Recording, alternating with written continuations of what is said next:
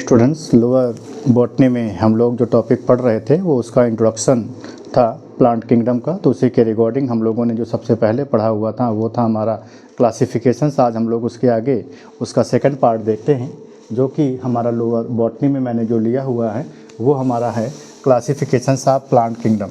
It means अगर हम लोग किंगडम प्लांटी का क्लासिफिकेशंस करते हैं तो इसका जो क्रेडिट होता है वो सबसे पहले जो वैज्ञानिक जिनका नाम था इचलर को जाता है, जिन्होंने 1883 में क्या किया था, इसको 2 सब किंगडम में क्या किया, डिवाइड किया। जिसमें जो सबसे पहला हमारा सब किंगडम था वो क्या था, क्रिप्टोगैम्स था, और दूसरा जो सब किंगडम था वो हमारा क्या था, फेनरोगैम्स था। तो जो हमारे क्रिप्टोगैम्स होते हैं उनमें हमारे सारे के सारे लोअर प्लांट्स आते हैं, और जो हमारे फेनरोगैम्स होते हैं उसमें सारे के सारे जो होते हैं हमारे हायर प्लांट्स के मेंबर्स आते हैं। तो जो हमारे क्रिप्टोगैम्स होते हैं उनमें फ्लावरिंग स्टेज टोटली एब्सेंट होती है, उसमें फ्रूट का फॉर्मेशंस नहीं होता है, और साथ ही साथ देखने को मिलता है कि इसमें जो सीड फॉर्मेशंस होता है ये सारी चीज़ें जो होती हैं इसमें देखने को मिलता है टोटली एब्सेंट होती हैं।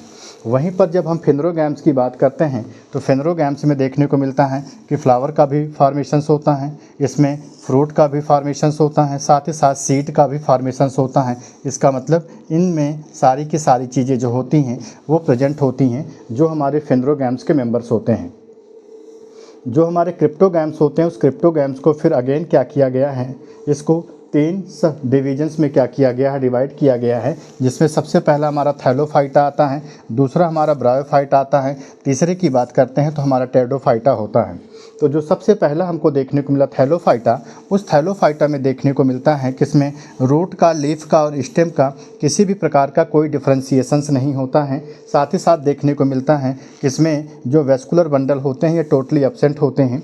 ये थैलोफाइटा ग्रुप के जो मेंबर्स होते हैं वो हमारे bacteria, fungi as well as हमारे एल्गी होते हैं।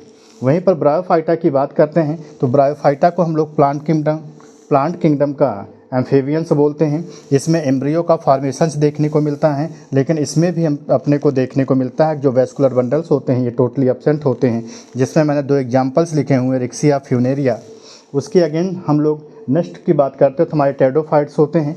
टेरिडोफाइट्स को हम लोग रेप्टाइल्स ऑफ प्लांट किंगडम बोलते हैं। इसमें वेस्कुलर बंडल जो होते हैं वो टोटली प्रेजेंट होते हैं। इट मीन्स इसमें जाइलम एंड फ्लोएम का फॉर्मेशन से देखने को मिलता है, जिसके एग्जांपल्स के रूप में लाइकोपोडियम होता है, सिलेजनेला होता है। तो ये सारी चीज़ें होती हैं। नेक्स्ट इसका जो फेनरोगैमिक पार्ट होगा उसको हम लोग नेक्स्ट पार्ट में डिस्कस करेंगे। धन्यवाद, जय हिंद।